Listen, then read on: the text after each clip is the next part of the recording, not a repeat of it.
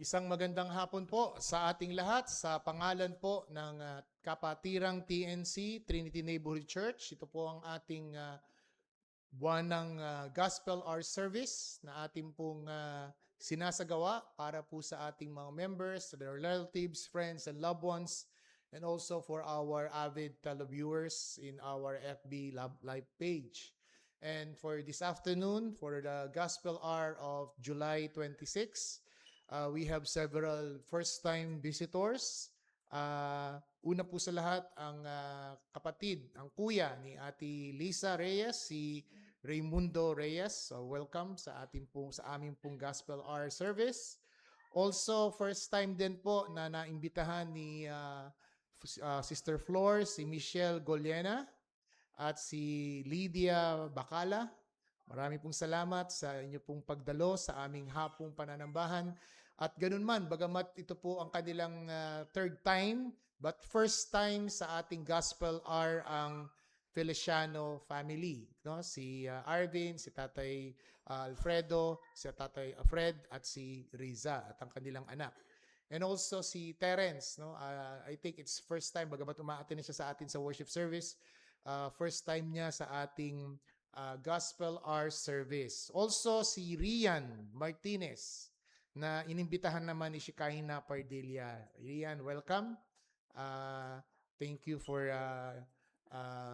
joining. At sa amin po mga first time visitors, ito po ay isang gawain hindi lamang po sa aming pananambahan. Welcome din po kayo na dumalo sa ating lingguhang pang-umagang pananambahan tuwing alas 10 po ng umaga. So kung kayo po ay nangangailangan o naghahanap ng isang biblically ordered local church, ay welcome po kayong dumalo sa TNC. Pagbati po, tomorrow birthday po ng ating dalawang kambal, no? Si Clea at si Kyla. Birthday nila, again, si Kuya Manolo, bukas din, pareho silang July 28, si Sister Paula, 29, 28 naman si Ina, and then isasara ni Ading, ni Brother Dading, ano? Ang July 31. So next week po ay August na tayo, no? Napakabilis po ng panahon, after po ng August ay Berna. Parang kailan lang, ilang buwan lang nakaraan ay nag-church retreat tayo at ngayon po ay matatapos na naman. No? Nag-crossover na tayo sa kalahating taon ng 2026.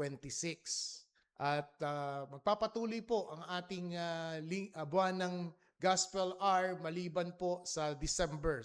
So we will have still our Gospel Hour on August, September, October until November. By next month, August 30, ang ating pong speaker ay si Pastor George Gumopas of Sovereign Grace Christian Church of San Pedro, Laguna. At sa November 30 ay si Pastor Ruben Saywell. So yung every fifth Sunday of the month, we are inviting pastors from our sister churches from other Reformed Baptist churches.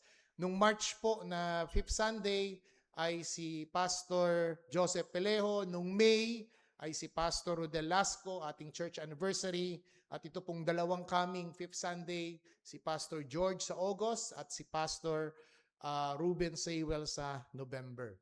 So tayo po'y magsisimula na sa ating pambungad na panawagan ng gawain. Nais ko pong hilingin buksan ang inyong mga Biblia, either in your hard copy or in your Bible app, in Matthew chapter 16, verses 24 to 28, which is, by the way, also si Ina Francisco, welcome. Welcome back. This is your first time din umattend ni Ina for our Gospel Hour. Ito pong ating babasahin ngayon ay the mismong sermon text ng ating pakikinggan na pangangaral ngayong hapon, particularly po yung verse 25. But for the context, we will be reading Matthew chapter 16, verses 24 to 28. Then Jesus told his disciples, If anyone would come after me, let him deny himself. Take up his cross and follow me, for whoever would save his life will lose it, but whoever loses his life for my sake will find it. Verse 26, for what will it profit for a man if he gains a whole world and forfeit his soul? Or what shall a man give in return for his soul? For the Son of Man is going to come with his angels in the glory of his Father, and then he will repay us each according to what he has done. Verse 28, truly I say to you, there are some standing here who will not taste death until they see the Son of Man coming in his kingdom.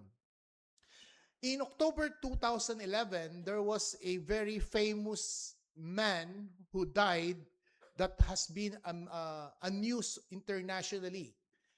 He is no other than Steve Jobs. Steve Jobs died of pancreatic cancer at the age of 56, and yet he had his assets.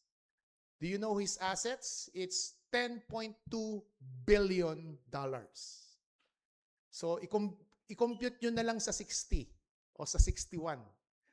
No, lalabas yan, trillion pesos probably. No? Ganun karami ang kanyang assets at pera. Nagkaroon din siya ng liver transplant. And yet, yung kanyang assets na 10.2 billion ay walang nagawa sa usapin ng karamdaman at ng kamatayan.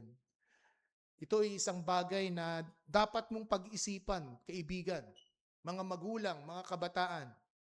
Wala kang ni $1 million lang, wala ka. How much more itong si Steve Jobs?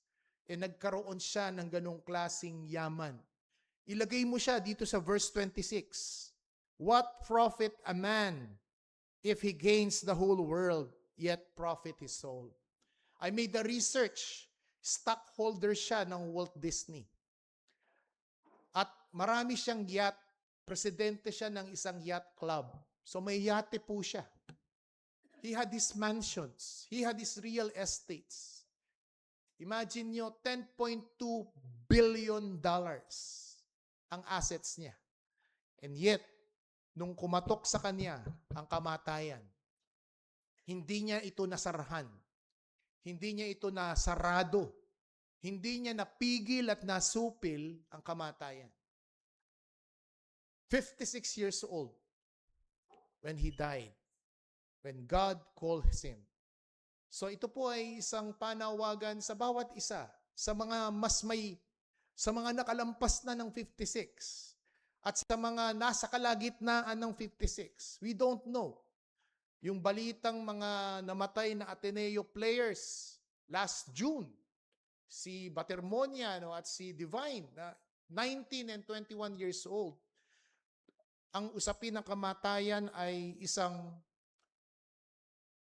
seryosong paksa. Narito, nagluluksa ang Reyes clan sa pagpanaw at pagyaon ng kanilang bunsong kapatid. Isang usapin na we have to take it seriously, deeply in our hearts. Nawa ang mensaheng ating maririnig ay patuloy na maging isang patotoo ng tunay nating kalagayan at ugnayan sa Diyos. Sa ating pong unang himnong ating aawitin na dapat nating i-focus, ituon ang ating pansin, hindi po sa material na bagay. Marami pong distraction dito sa mundo. No? In fact, ito pong mga distraction na material na bagay sa mundo ang umaagaw kung bakit hindi tayo tumitingin sa taas. Kung bakit hindi tayo tumitingin sa Diyos. Kung bakit hindi po tayo pansin o nadidiscern ang mga bagay na pangwalang hanggan, mga bagay panglangit, because of our earthly distraction. And this distraction is probably our work, our studies, our family, our career. I'm not saying na hindi mo sila dapat bigyan ng toong pansin. Yes, bigyan mo sila ng pansin, subalit not to the point of losing what is eternal, what is permanent, rather than the earthly and temporal. Also, as we are going to sing this hymn, ay isasabay po natin ang ating special offering. Ito po ay para sa lahat, subalit ang amin din pong concern sa aming mga bisita, you are not obliged to have this offering. We will have our special offering. Ito po ay minsanan lamang namin ginagawa sapagkat there is isang sister church namin doon po sa Quezon City na nanganak po ang asawa ng pastor na 7 months at nasa incubator sa NICU. So we will be helping them in their financial needs as well. And this is our special offering. And all the proceeds will be going to the family of Pastor Exley and Van Miguel. So let's all stand as we sing, Turn Your Eyes Upon Jesus. And our ushers will lead us in the collection of this special offering.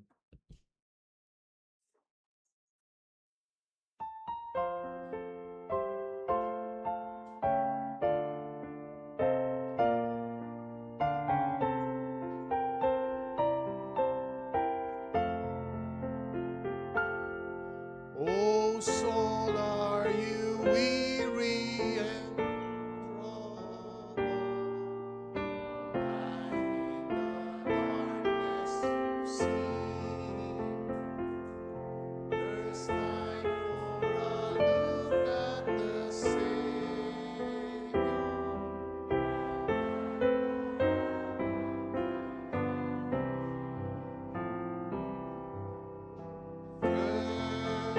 Rise upon Jesus, His wonderful face, and the things of earth will grow strangely dim in the light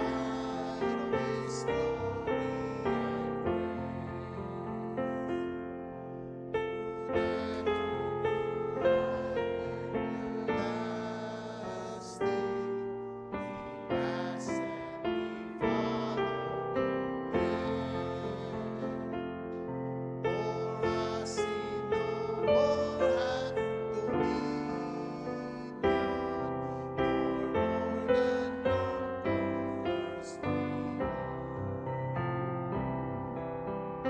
Turn your eyes upon Jesus, look full in His wonderful face, and the things on earth will grow strange in the light of His glory and grace. His word shall not fail you, He promised. Believe Him and you will do well. And go to a world that is His perfect salvation to tell. Turn your eyes upon Jesus, and the things of earth will in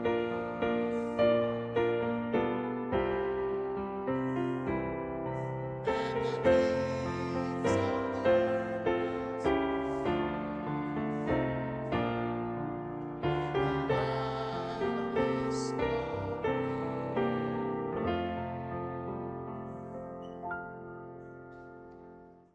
Patawad, Panginoon, sa madalas ay hindi ka namin napapansin sapagkat masyado kaming naging abala sa mga bagay mapanglupa.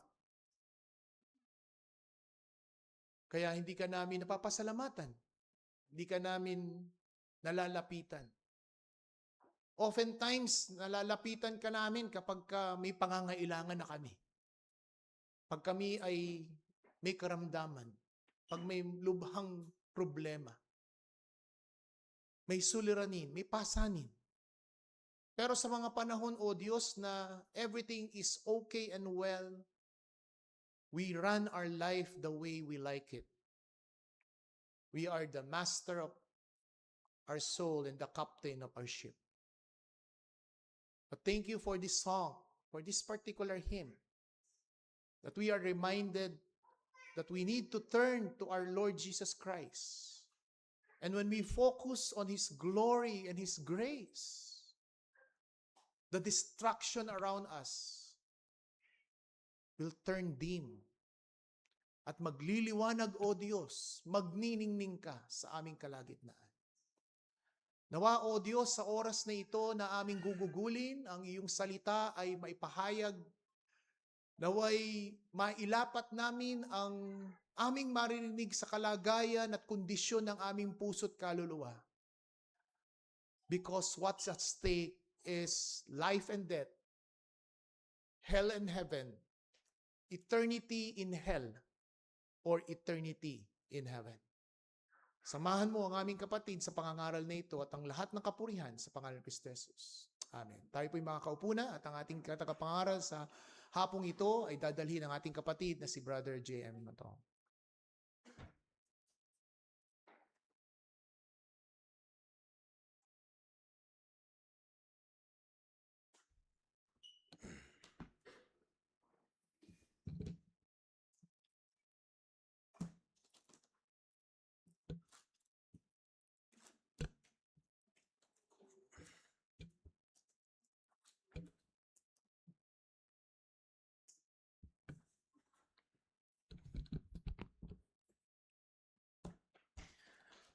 Magandang hapon po.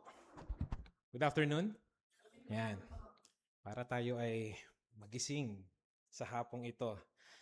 Ikinagagalak ko na maihatid ang salita ng Panginoon sa hapong ito at nawa lahat tayo ay mag-benefit. Ang ating kaluluwa ang mag-benefit at tunay nga na tayo ay lumago sa kaligtasan. Sa aming mga bisita at sa aming mga kapatiran, sa aming mga kabataan, alam nyo, everyday, tama ba na lahat tayo ay nagko-compute? Everyday, ang isang tao, mahilig niyang alamin ano ang value o ano ang halaga ng kanyang buhay. Ang tao ay laging nagkikwenta. Mahilig magkwenta. Makikita natin yan, pag sasakay ka ng tricycle, sasabihin mo, magkano ang pamasahe? Sa mga nagmamaneho, makita natin, lalo na't diesel, magkano na ang gasolina, ang diesel. Tumataas. Makita natin, nagpapunta ka ng palengke, magkukwenta ka, magkano ang pambili ng ulam. Kung ikaw naman ay nagbabayad ng Meralco, bakit napakamahal ng kuryente? Kasunod no, makikita natin, nagbabayad ka pa ng bahay, nagbabayad ka pa ng kotse. So ang isang normal na tao sa pang-araw-araw, siya ay laging nagkikwenta, nagko-compute. Mahalaga sa kanya yung bawat sentimo, mahalaga sa kanya yung bawat minuto, bawat kanyang ginagastos. Kumbaga sa isang negosyante, mahalaga sa kanya ano ang kikitain. Kasi kung walang kikitain, ba't pa siya nagnegosyo? Sa mga nagtatrabaho naman, may nagtatrabaho ba ng libre? Di ba lahat ay may salary? Meron tayong income. Yung ating pagod ay dapat may kinakaparoonan. Tinatanong natin sa ating sarili kung worth it ba yung bawat pagod, kung worth it ba yung bawat araw-araw na paghihirap, mapupunta lang sa Meralco, mapupunta lang sa gastusin, o ngayon, mabisita. Worth it ba na nandito ako sa oras ngayon sa TNC? And I hope maging worth na ito ng time nyo, lalo na sa atin sa mga kabataan dito at sa buong iglesia. Ang tao ay lagi niyang hinahanap ano ang kahalagahan ng kanyang buhay. Ano bang purpose ko sa buhay na to? Ano bang purpose na meron ako? Ano ba ang halaga? May kwenta ba ang aking buhay? Ganon din ang makikita natin kung paano ginamit ni Jesus ang mga salita ng kwenta, profit, gain. Kung paano niya ito ginamit upang turuan ang kanyang mga disipulo patungkol sa halaga ng isang buhay. Ano ang kahalagahan ng isang kaluluwa? Ano ang kahalagahan ng mga mundong ito? Ito ba talaga ang pinaka-pursuit ng tao? O baka mas mahalaga pa ang kaluluwa? Kaya ang pamagat ng ating pag-aaral ngayon ay may halaga ba ang kaluluwa? Kanina binasa na ng ating pastor ang buong konteksto ng Matthew 16 kung saan kinakausap ni Jesus yung mga kanyang disipulo at sinasabi niya, kung kayo ay susunod sa akin, ito yung mga dapat niyong gawin. Ano yun? Take up your cross, bitbitin niyo ang inyong mga krus, i-deny niyo ang inyong mga sarili, at sumunod kayo sa akin. Ngunit sa hapong ito, I would like to focus on the verse 26. Ang sabi dito sa Matthew 16 verse 26, "For what will it profit a man if he gains the whole world and forfeits his soul? Or what shall a man give in return for his soul?" Tayo po'y manalangin. O Diyos Ama, maraming salamat sa hapong ito. Ikaw nawa ang patuloy na magsalita mula sa inyong mga salita. At ito nawa, Panginoon Diyos, ay tunay na magbago at magligtas sa aming lahat. Salamat po sa ngalan ng inyong anak na si Jesus. Amen. Itong ating binasa, itong tekstong ito ay pinipilit na sagutin ang ultimate question kung ano ba ang halaga ng isang buhay. Kung ilan tayo dito, ganun din karami ang buhay na may kahalagahan. Kaya nga makikita natin sa panahon natin ngayon, napakadaming news kung saan papatay dito, papatay doon, mangre-rape dito, magnanakawan dito, sasagasaan dito, at madalas ang nasasabi natin, ganun na lang baka walang kwenta ang buhay? Na napakadaling kunin? Napakadaling itapon? Mga bisita, mga kapatid, ikaw ay may kaluluwa. Tayo lahat ay may kaluluwa sa kwartong ito, sa malihit na gusaling ito. At makikita natin na napakahalaga ng kaluluwa. Si Jesus, gumamit siya ng commercial word or ng let's say parang palengkeng salita. Ano ito? Pangnegosyong salita? Yung profit at gain. Bakit? Para ito ay maintindihan ng kanyang mga disipulo. Kahit tayo maiintindihan natin. Ano bang halaga ng buhay ko? Ano bang halaga? Meron bang profit o wala? Lahat ba ng pag-aaral ko sa eskwelahan ay may kaparoroonan o wala? Pag ako ba ay nagtrabaho, naging bilyonaryo ako, milyonaryo ako, may kaparoroonan o wala? Yun ang profit. So makita natin dito, ng pagsunod pala kay Kristo ay may cost. May cost. Kaya ang tinatawag ni Kristo sa kanyang mga disipulo, sumunod kayo sa akin radically. O ang tanong, mas mahal nyo ba ang mundo kaysa sa akin? Kung ang sagot ay hindi, then sumunod kayo sa akin. Alam nyo, nakakalungkot sa ating panahon ngayon, itong panahon natin, sa panahon ng Shopee, panahon ng napakaraming material na bagay, we are in a hyper-materialistic world. Hyper-materialistic. Ibig sabihin, binabase natin ang halaga ng isang tao sa kung ano yung kanyang bank account. Ano yung kanyang tinapos sa school? Ano yung kanyang ipon? Ano yung kanyang masasabi sa isang society? Ngunit itong text natin ay nawa magbigay sana sa atin ng rebuke, ng paalaala na hindi lamang ang mga makamundong pursuit ang dapat nating tahakin. Kaya napakaganda ng mensahe sa atin at nawa matandaan natin to hanggang matapos ang sermon na ito. Ang mensahe sa atin ay ito: a drop of Christ's mercy outweighs the excessive prosperity the world can offer.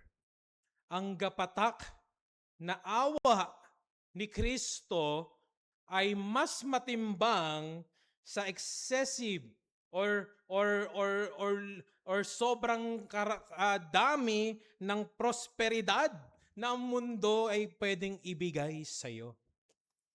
Prosperity. Alam nyo, lagi natin naririnig, you can pursue your heart's desire. Totoo naman. Makikita natin, pagtapos mong mag-aral, ikaw ngayon ay tutungtong sa trabaho, magsisikap ka, kikita ka, mabibili mo na yung mga gusto mong bilhin, hanggang sa after 10 years, magiging successful ka, magtatayo ka ng negosyo mo, at lahat ng gusto mo, your heart's desire, ay unti-unti mong makakamtan. Totoo naman, ng isang tao ay ito yung kanyang desire. Gustong maging mayaman, maging successful, maging influencer, magkaroon ng influence, magkaroon ng perfect relationship, at also maging healthy. 'Di ba? Lahat ito yung nais ng isang tao. While, hindi ko sinasabi na lahat ng ito ay necessarily evil. Hindi. Dahil kinreate ng Diyos ang tao para pangalagaan ang mundo eh. Kaya nga may architect, may engineer, may mga doktor. Kinreate ng Diyos ang mga tao para pangalagaan ang mundo. Pero saan po nagkakamali, Kuya JM? Nagkakamali at nagkakaroon ng problema kung ang mga worldly pursuit na ito ay ang nagiging highest priority mo. Inuuna mo na. Inuuna mo na kaysa sa Panginoon. Inuuna mo na mas gusto mo pa yung blessing kaysa ang Diyos. Kung papapiliin ka, bagong SUV o si Hesus Kristo, ay mas pipiliin mo pa yung kotse. House and lot, o si Kristo, mas pipiliin mo yung house and lot. Maging presidente, maging mayaman, mas pipiliin mo pa yon. Ito yung sinasabi dito, mga kapatid. Ito yung sinasabi dito.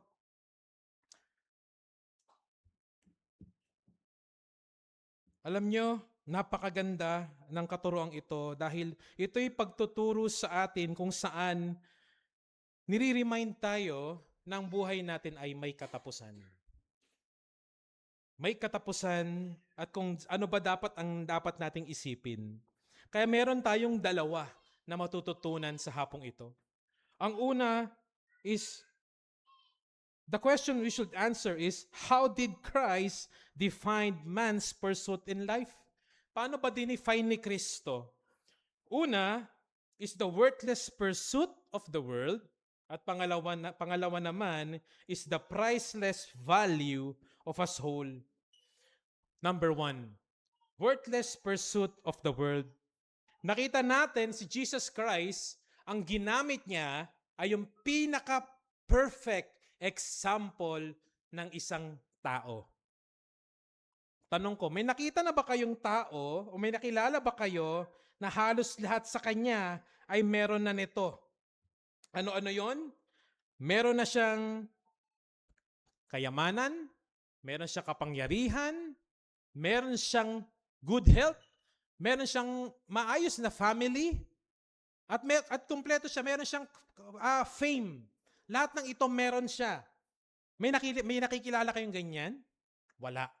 Pero ito ang ginamit ni Kristo na example, na perfect man, na itong taong ito, na-achieve niya na lahat. Nasa kanya na ang lahat. Kaya makikita natin sa text na ito sa verse 26, for what will it profit a man if he gains the whole world and forfeits his soul? Yung sinasabi diyan na for ay konklusyon na ito. Bakit mo kailangan bitbitin ang krus ni Kristo? Anong halaga? Bakit mo kailangan i-deny ang iyong sarili? At ito ang sagot. Kaya sinabing for. Ang sinasabi diyan na ang mga disipulo sa kanilang pag-deny ng kanilang sarili, ang pagpili kay Kristo ay napakahalaga dahil kapalit nito ay higit na mas mataas at mas matimbang sa ibinibigay ng mundo. Yung sinasabi dito na the whole world, na ang isang tao ay pag nakuha niya ang whole world, ano ito? Ito ay lahat ng merong maibibigay ng mundo. Yaman. Alam nyo, Pagka hinarap sa inyong bank account ang 1 million pesos, mag-iibang isip nyo. Pag nakakita ka ng pera sa inyong harapan, mag-iiba ang inyong ugali. Hindi ba ito ang katotohanan sa isang tao? Riches, power. Ano yung power? Kapangyarihan. May nakilala na ba kayo na madalas ito yung mga politicians natin na nung sila ay tumatakbo ay napakabait. Napakawaldi mabasag pinggan. Lahat ay ibibigay sa'yo. Lahat ay maganda. Nung nakuha niya na yung kapangyarihan at lahat ay sumusunod sa kanya, hindi ka nakilala. At nakakatakot pa kung anong korupsyon ang ating makikita. Pleasures. Sarap ng buhay. Yun na idudulot ng fleshly pleasure sa isang tao. Kung nakita natin si Solomon, kung paano siya nadapa sa pagkakasalang ito, nag-asawa ng karami-raming babae to gain the highest pleasures the world can offer. Health. Health. Ibig sabihin, lahat naman tayo gustong mabuhay ng mahaba, di ba? Hindi magkasakit. Wala may gustong magkasakit. So ito rin yung mga normal na nais ng isang tao. Wealth, relationship, maayos na tahanan, mahal ka ng iyong asawa, mahal ka ng iyong mga anak.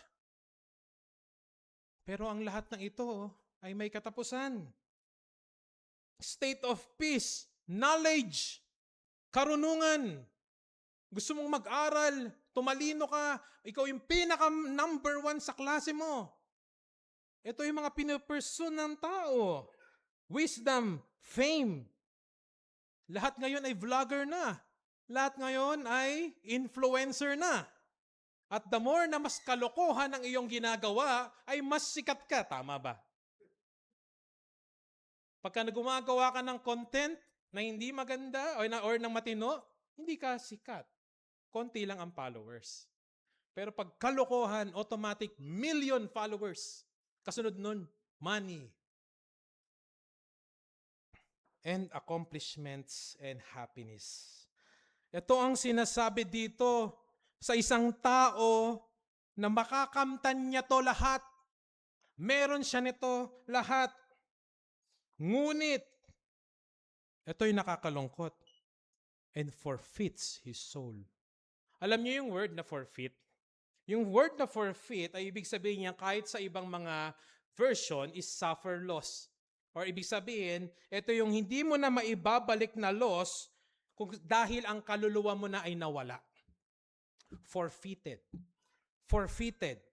Ibig sabihin, wala ka ng second chance, wala ka ng pag-asa pa na makabawi at makabalik sa Diyos. Kaya pala ito yung nakakatakot na paraan dito na kung saan ang isang perpektong tao na makuha niya lahat yon, maging niya ang mundo, the whole world, and yet forfeits his soul. Ano ang profit doon? And the obvious answer is, wala. That's a rhetorical question. Wala. Nothing. Walang profit doon. Ano ang isang makikita natin na madalas gawin ng mga nakakarinig ng ebanghelyo? Alam na natin yung rejection. Sabihin, ayoko si Kristo. Ilayo mo yan sa akin. Ayoko marinig. Madalas marinig natin yun. Pero alam nyo ano yung mas marami? Neglect. Ano yun? Ano yung neglect? Na naman? Gospel na naman? Neglect. Alam nyo yung verb na forfeit? Ito yun. Neglect. Ibig sabihin, hindi ka mangmang na hindi mo naiintindihan ang sinasabi sa harap ngayon, pero ninineglect mo. Ayokong pakinggan. Neglect. Kaya ang makikita nating katuruan dito is that neglecting obedience to Christ in exchange of worldly pursuit will have its eternal consequence. Yes. Hindi lang ang mga atheists ang nagre-reject, ang may consequence. Ikaw din na patuloy na nagni-neglect every month, every week, sa mga magulang mo, naririnig mo ito, and yet, you still neglect the gospel of Christ. Ito yung consequence na sinasabi dito. Alam nyo mga kapatid, let me address this, no? Let us not put our faith in the life of other people. Ano ibig sabihin nun? Madalas, nilalagay natin yung pananampalataya natin sa kung sino ba ang mananampalataya sa paligid natin. Example, may nagbahagi sa'yo ng magandang balita. Bigla mong babalikan, kilala ko yung buhay mo eh. Masama ka dati eh. Di ba kanina lang nagkamali ka? Di ba kanina lang nagkasala ka? O kaya sa isang tahanan. Makita natin kung saan ang mag-asawa, sila ay nakakapaninig ng salita ng Panginoon, sila ay lumalalim, pero makikita natin na, akala ko Kristiyano ka. O kaya sa mga anak. Bakit ako sasampalataya kung ang mga magulang ko nga na Kristiyano ay nagkakasala? Let us beware. Ingatan natin na ilagay ang kaligtasan sa buhay ng ibang tao. Bakit? Dahil ang tao din naman tayo makakapagligtas. Kahit ang pastor natin ay nagkakasala. Kahit tayo ay makakatisuran. Pero sino ang hindi nakakatisod? Sino ang hindi nagkakasala? Si Kristo. Kaya ano ang gospel? Hindi ang buhay ko, hindi ang testimony ko, hindi ang testimony mo. Ang gospel ay ang buhay ni Hesukristo. Kaya pala sa kabilang, in spite of ng kahinaan ng iyong magulang, in spite of ng kamalian ng iyong asawa, kanino ka dapat kumakapit at sumasampalataya? Kay Kristo. Therefore, wag nating i-neglect, wag nating gawing dahilan ito para hindi tayo sumunod kay Kristo. At kapalit nito ay i-pursue na lang natin yung mga makamundo nating gusto. Worldly pursuit is the natural course of a fallen man. Ang sinasabi sa scripture, mga kapatid, ang tao ay spiritually dead. Spiritually dead, ibig sabihin, patay. Meron na bang nakitang patay na gumagalaw? Wala. Ang isang patay cannot save himself, cannot help himself. Ano ang kailangan niya? Kailangan niya ang pagkilos ng Diyos upang siya ay maligtas. Sa paanong paraan, Kuya JM, Brother JM? Pag nagsimula na ang puso mo ay mabago. Ano yun? Isang pagkakataon, bigla mo na lang naramdaman sa puso mo, ako ay makasalanan. Kailangan ko ng tagapagligtas. Gusto kong maniwala at sumunod kay Kristo. Nagsisimula na yung pagkilos ng Diyos sa iyong puso.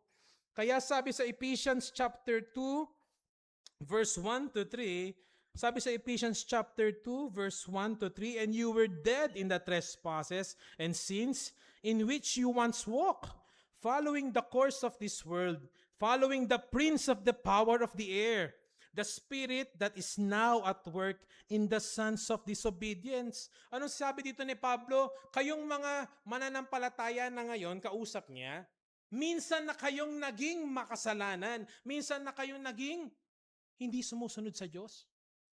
Sinusunod nyo ang layaw ng mundo. Sinusunod nyo ang desires ng flesh. Sinusunod nyo kung ano ang dinidikta ng ating society. At hindi kayo sumusunod sa Diyos. Pero ngayon, kayo ay binago na. Pero makikita pala natin dito ng isang natural man, ito ang gusto. Worldly pleasure.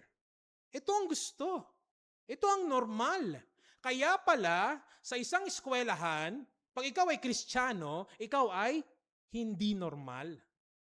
Kaya pala sa isang barkadahan, pag ikaw ay hindi umiinom, ikaw ay hindi normal. Pag ikaw ay hindi nakikisama, hindi normal. Ang mundo ay patungo pala sa kasiraan. Naiintindihan? Ito ang sinasabi dito. Ng isang natural man, ito ang kanyang gusto. Ngunit, the gospel of Jesus Christ is the means God had ordained for the salvation of man. Itutuloy natin sa Ephesians chapter 2 verse 8 that salvation is not of man's own doing, but a gift of God. Sabi diyan sa verse 8, for by grace you have been saved through faith, and this is not your own doing, it is the gift of God. Hindi ka pala maliligtas dahil ikaw ay mabait na anak. Hindi ka maliligtas dahil ikaw ay nagkumpisal. Hindi ka maliligtas kung pinapalo mo ang iyong sarili. Ikaw ay maliligtas lamang kung ikaw ay may pananampalataya kay Kristo. Hindi mo pwedeng sabihin, kilala ko siya. May knowledge ako sa kanya. Actually, ang dami kong naaral na Bible books eh. Pero hindi ka sumasampalataya kay Kristo. Ito yung sinasabi dito. That man, kay kailangan ng pagkilos ng Panginoong Hesukristo para siya maligtas. This is not for our own doing. Alam nyo, no? Napakasarap magbakasyon. Gusto ko na pumunta ng Baguio ulit. Kung ikaw ay pupunta ng Baguio, di ba? Ikaw ay pupunta ng norte para magpalamig. Yung isa namang choice mo ay pumunta naman ng Batangas sa south para magbilad sa beach. At napakasarap maligo ngayon sa beach. Hindi ka pwede pumunta sa parehas na destinasyon. Tama? It's either pumunta ka sa north, pumunta ka sa south. Kailangan mag-decide ka, ano bang gusto ko? Malamig sa Baguio? Or gusto ko yung yung init at sarap ng dagat? Kailangan mag-decide ka. Is kung ganoon din, kung ikaw, kung paano mo papahalagan ang iyong kaluluwa? Susunod ba ako sa mundo? O susunod ako kay Kristo? Walang both. Hindi pwedeng both. Mahati yung sakyan mo. Hindi pwedeng gusto both, parehas. Hindi. You need to decide to where will you go. Kailangan mo mag-decide. Kaya ang challenge sa atin ay sinasabi, do not be conformed. Conform. Ibig sabihin, huwag ka pumarehas sa mundo, but rather be transformed by the word. Mabago ka. Itong iglesia nito, itong gusaling to. Alam niyo ba, mga kapatid, dito lugar ng taong malilinis na sinless. The church is the hospital of sinners na nangailangan ng gamot. Naalala ko nung ako'y nasa pagkakasala, hindi ako pumunta ng iglesia para sabihin sa akin na wala akong kasalanan. Alam kong may kasalanan ako, kaya ako pumunta ng iglesia upang ako ay maligtas. At ito yun. Ito yun. Ito ang iglesia. Ang mga minsan ng taong makasalanan na may maduming nakaraan, na kahit pa rin ngayon ay nadadapa. Ngunit binago ni Kristo dahil sa kanyang pagkapako sa krus. Sa pamagitan ng pananampalataya, ito na yung mga taong ngayon na lumalakad sa ligtasan. Dahil yung kanilang kasalanan ngayon na dapat nilang patusahan sa kamatayan ay napunta na kay Kristo. Na kay Kristo na. Pangalawa, priceless value of the soul. Madalas nakikita natin sa mga pag-aaral na ang isang tao daw ay material na tao at walang kaluluwa. Ngunit nakita natin dito na si Jesus ay binigyan niya at iniingat niya ang value ng kaluluwa ng isang tao. Kaya yung ating nabasa dyan na sinasabi, or what shall a man give in return for his soul? Itong word na give in return, ang ibig sabihin nito, ransom. Balitaan nyo pag may hold up, no, kinikidnap. Kapalit nito, ransom. Ibig sabihin, pag ang tao nito ay businessman, may-ari ng ganito at malaking kasing tao, sa ransom. Siyempre, hindi pwedeng 10,000 pesos lang. Mo na mas mataas ang klase ng tao, mas mataas ang ransom. Naintindihan nyo? Ransom. Kapalit. Give in return, exchange, equivalent, o ano yung same na halaga ng buhay. At ang tanong dito ni Kristo, ano ang may bibigay ng tao kapalit ng kanyang kaluluwa? Again, this is a rhetorical question. Anong sagot? Wala. Nothing. Walang maibibigay ang tao. The world cannot offer an equivalent value in exchange for a person's soul. Kaya pala makikita natin, kaya ako pala kailangan ng Panginoong Jesucristo. Kaya pala siya dumating, kaya pala ako kailangan manampalataya sa Kanya. Dahil yung buhay ko ay hindi equivalent ng kaligtasan na dapat ko makamtan. Kailangan pala nun ay ang Panginoong Hesukristo. Kaya ano yung matututunan natin sa yugong ito? That the soul must be given the highest thought and priority in a person's life. Alam nyo, sa araw-araw, bukas dating na naman ng Monday, malamang makakalimutan nyo na naman kung ano yung mga usapan natin sa araw na ito. Babalik ka sa iyong araw-araw na ginagawa, pagtatrabaho, pag-aaral. Pero wag natin sana makalimutan ng lahat ng temporaryong bagay ay temporary lamang. Sa ating kalusugan, health will fail. Wala dito na Benjamin Button. Ibig sabihin, from matanda bumabata. Wala. Every day, you are dying. Nabubulok. No offense sa mga mga elderly. Hindi po. Pero alam natin that every day, cells natin ay namamatay.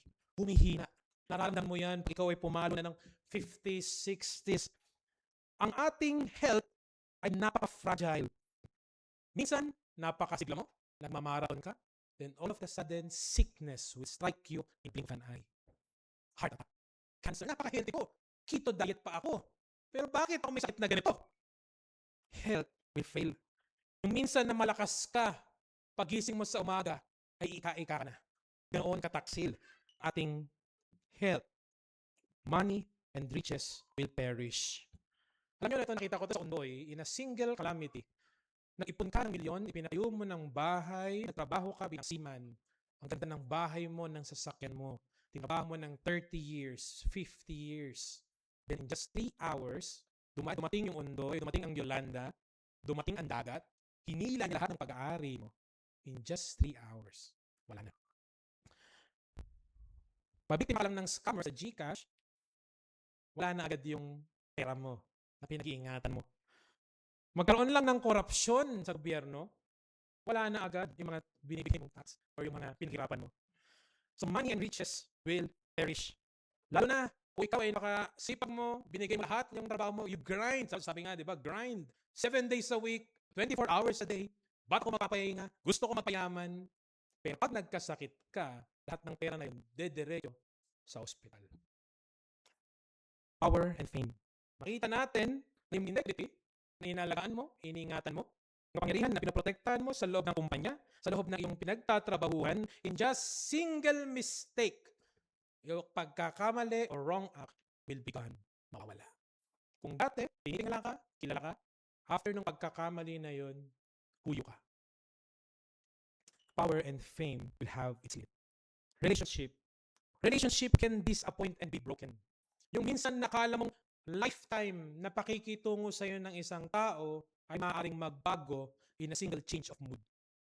Isang maling galit, isang maling sabihin, isang pagkakamali, lahat ng iyong relationship ay tila wala kayong pinagsamahan.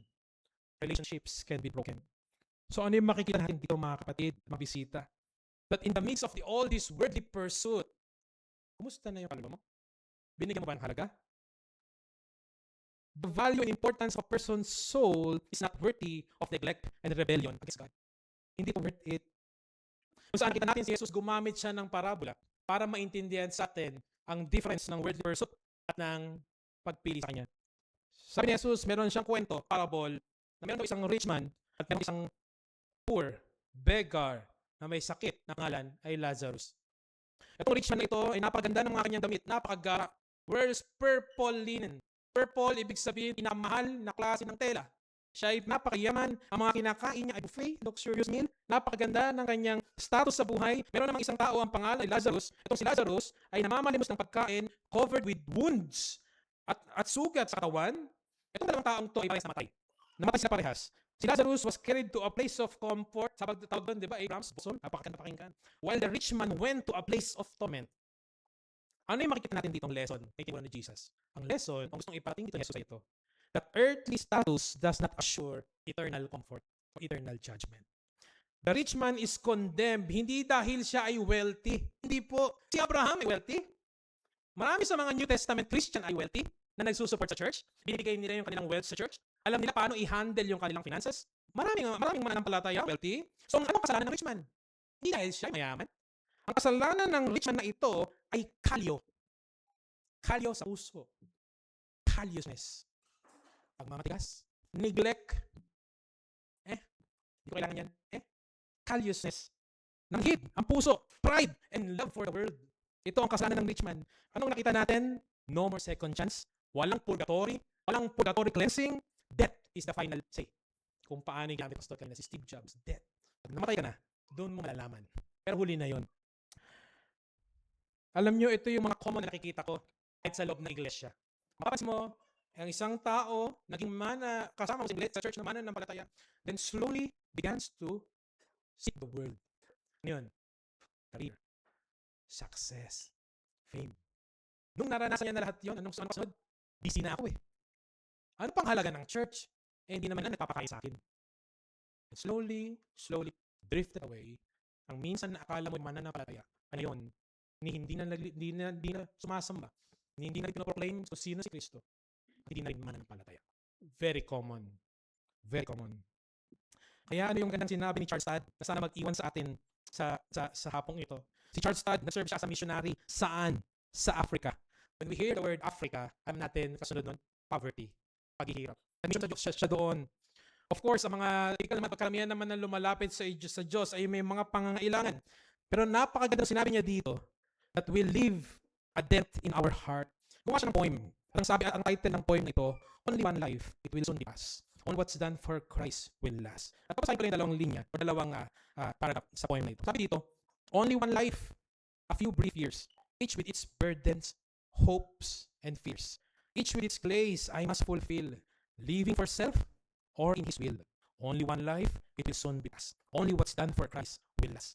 Pangalawa, when this bright world would tempt me sore, when Satan would a victory score, when self would seek to have its way, then help me, Lord, with joy to say, only one life, it will soon be past. Only what's done for Christ will last. Life is short. Nung bata ako, isa sa mga pinakayaw kong pinupuntahan ay funeral. Wake. Takot ako. But as I grow older in the faith, naintindihan ko, sinasabi sa scripture, na it's better for you to go in a funeral service than on a birthday. Bakit?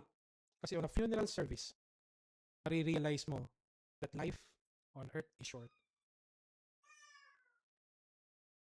Kasama mo lang kanina, nakalamay na bukas. Life is short, very fragile. Man should focus on internal values than temporal things.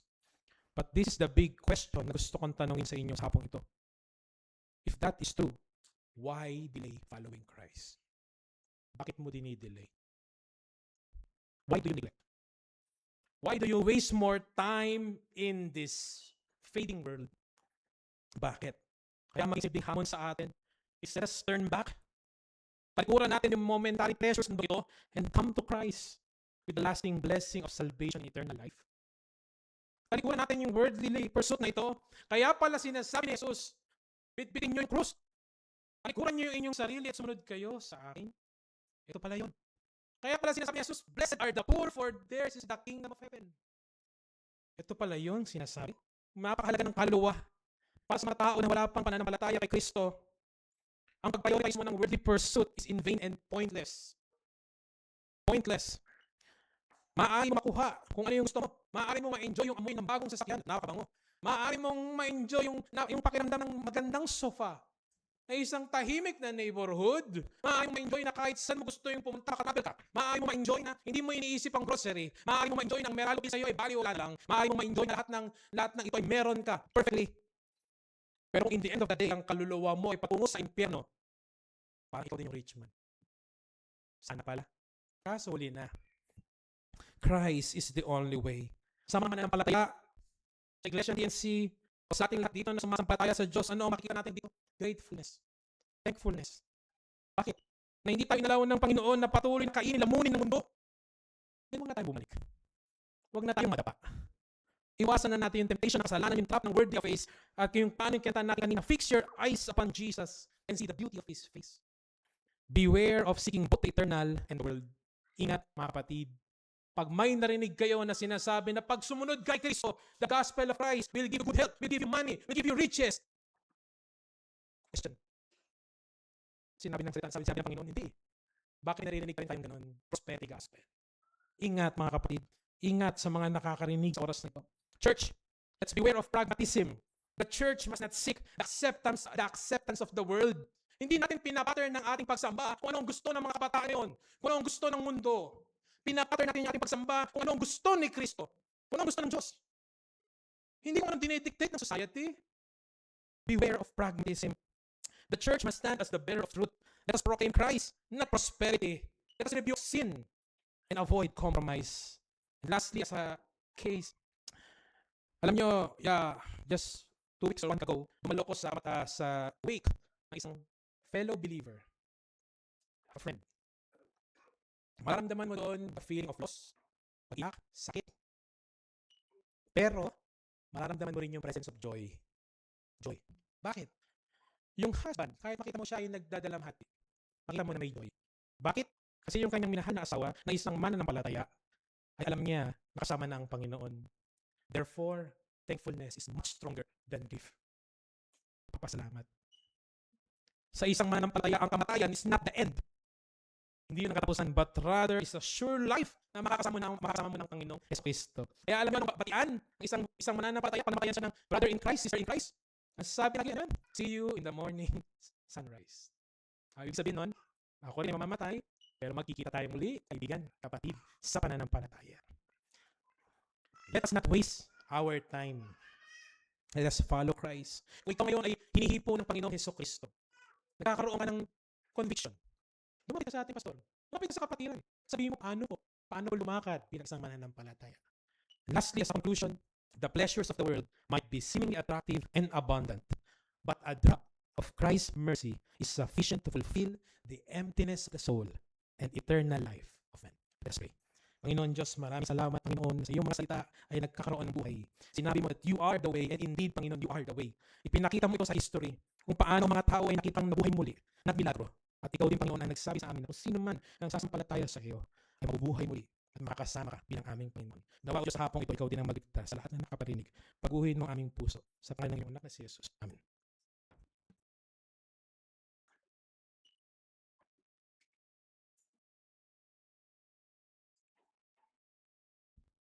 Thank you, Brother Jem, for the preaching of the word. Two things that struck on me as I continued to listen on the sermon. Two words, profit and forfeit. Those who profit in this world alone will forfeit their soul. So make an evaluation, kaibigan. Ano ang prime aim of your life? What is your prime goal in life? Anything that is without Christ, that's your profit. But in the end, it will forfeit. Sa ating huling hymnong awitin natin ang Pass Me Not, Gentle Savior. Binanggit sa atin ang ating tagapangaral kanina, marami ang napo-forfeit. Bakit? It's not because hindi nila alam. It's because of neglect. It is because of apathy. And those souls who keep on ignoring, keep on rejecting the gospel command of repentance and faith will definitely forfeit their soul in hell. However, those who tremble, who ask, Panginoon, paano ako maliligtas? May you appropriate yourself in His hand. Tumayo tayong lahat sa ating huling awitin. Pass me not, O gentle Savior.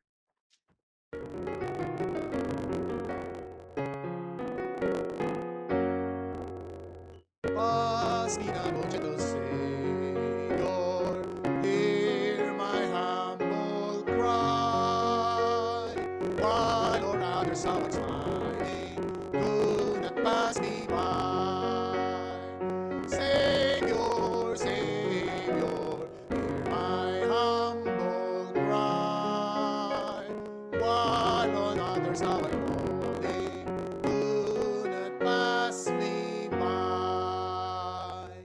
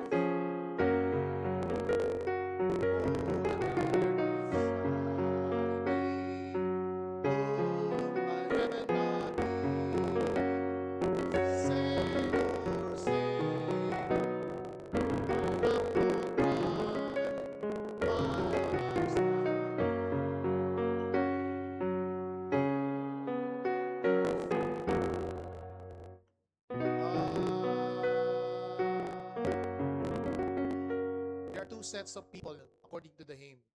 Those who are not calling, but those who are crying that may God should not pass them by. Sana makita mo ang iyong sarili na hindi ka nagne-neglect kung hindi kinikilala mo na kailangan ng iyong kaluluwa ng tagapagligtas. At ang tagapagligtas na ito ay walang iba kung hindi ang buktong na anak ng Diyos, si Kristo Jesus. Iniwan ang kalulatian sa langit, nanaog, nabuhay ng isang perpektong buhay upang tuparin ang kautusan in your behalf. Siya rin ang umako ng parusa na dapat ikaw ang tumanggap at siyang nagbata. You repent and may you receive, you trust in the complete finished work of Christ on the cross. Awitin natin ang doxology sa ating pagtatapos.